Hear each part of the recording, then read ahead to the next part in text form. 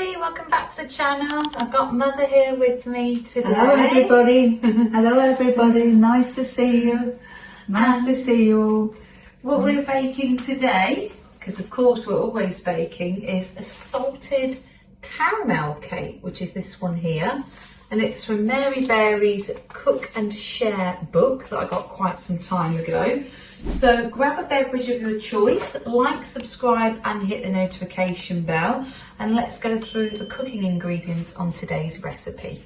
So the ingredients for today, it says it serves 8 and it's a light 𝗙ște𝗹𝗹cie sugar, gives a lovely caramel flavour to the sponge, and the caramel gives a moist texture and a moorish cake. So I can't say that sugar word, but it's something along those lines.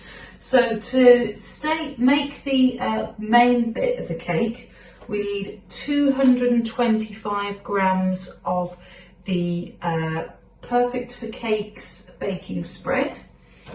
Then we need 175 grams of the caster sugar. And then we need 55 grams light 𝗙ște𝗹𝗹cie sugar, but instead my substitute is light brown soft sugar. And then it says 4 eggs, which I have from the farm shop. 1 tablespoon of Madagascar vanilla extract, which I got from Asda. And then 225 grams of the self-raising flour that I got from Lidl. And then it says 1 tablespoon of baking powder that I got from Lidl. And then it says 1 tablespoon of milk, which I've got also from Lidl. And then it says ½ tablespoon of fine sea salt. And then also a 397 gram tin of carnation caramel, which I've got exactly 397 grams of carnation milk caramel from Asda. And then to make the icing, we need 250 grams of the soft and salted butter, which I got from Asda. 250 grams of the icing sugar here, which I got from Asda. And then another ½ tablespoon of fine sea salt.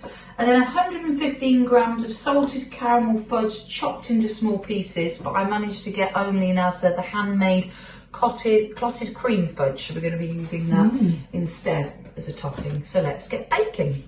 Has this got to be done as well, Mum? Yes. So the first step, it says, is to preheat the oven at 180 degrees / 160 degrees, fan gas 4, and then Mother is currently greasing and baselining the 2 tins, which is 2 by 20 centimetres 8-inch sandwich tins, with the non-stick baking paper, but I haven't got my sleeves up. Oh, you're getting a bit hot. Yes, I am. So we haven't got the 2 trays of that size, so we're just going to use 1 big one instead and put it all in together. And then I'm going to start measuring all the ingredients, so the baking spread, the caster, the light 𝗙ște𝗹𝗹cie sugars, the eggs, the vanilla, the flour, the baking powder, the milk, the 3 tablespoons of the caramel and the salt into a large bowl. And then I'm going to whisk together for 2 minutes using an electric hand whisk. So let's put you on a time lapse.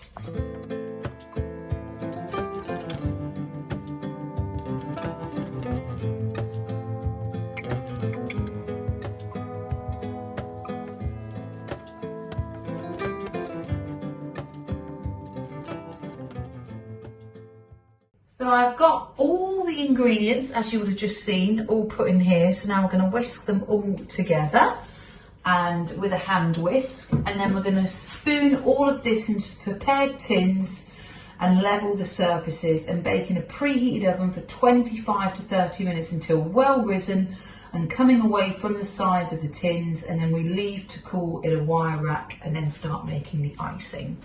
So I've decided to put it in the mixer. I don't trust myself whisking it, so that's all been blended in, and now we're going to pour it into the cake tin mixture. So I've got my pencil and stenciled on the baking paper. So we've lined then the tin with the baking paper and then greased all around the edges. So I've now got my mixture, so we're going to pour that all into the mixture, and then we're just preheating the oven now, so that's good to go. And it should take 25 to 30 minutes to bake. So we've put the cake in the oven, which will be in there for half an hour. So next we have to make the icing. So it says, meanwhile, to make the icing, measure the butter and icing sugar into a large bowl. Whisk together with an electric hand whisk until pale and creamy, and then add the salt and the remaining caramel from the tin and whisk until just mixed, and then make sure you do not overheat as it could spill. And then lastly, we place one cake on the cake stand and spread a third of the icing over the top, and then place it on the second cake on top, and then spread the remaining icing over the sides and top of the cake and sprinkle with chopped fudge and cut into wedges to serve. So let's put you on a time lapse.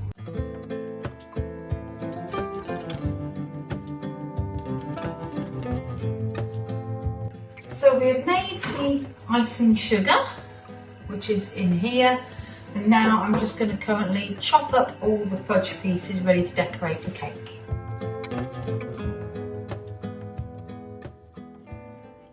And here is the completed cake. So I took it out of the oven last night, and then literally what I got was spread the icing sugar, which was quite a lot of icing sugar, Auntie, and spread that all across the cake on the top and the sides, and then chopped up the fudge pieces and scrambled them all over the top. So I hope you enjoy. Please like, please subscribe. Please make sure you hit the notification bell, and please make sure you comment below, and I will catch you all later on in the week, guys. Thanks, bye.